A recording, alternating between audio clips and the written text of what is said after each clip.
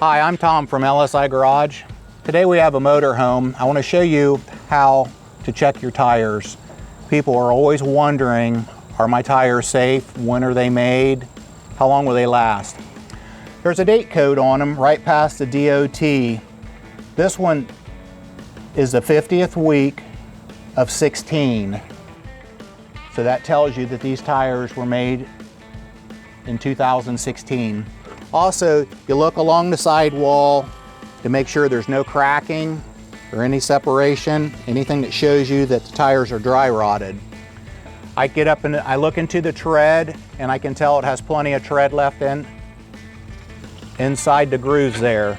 Also, there's steering tires and there's drive tires.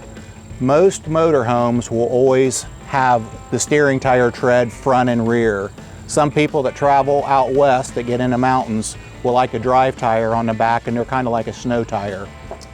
Also, air pressure is determined on how big your tires are, how much weight you're carrying. This has a placard in the driver's compartment on the wall, which all motorhomes have per federal regulations. Make sure that you adhere strictly to your tire pressures. Thanks for watching our videos.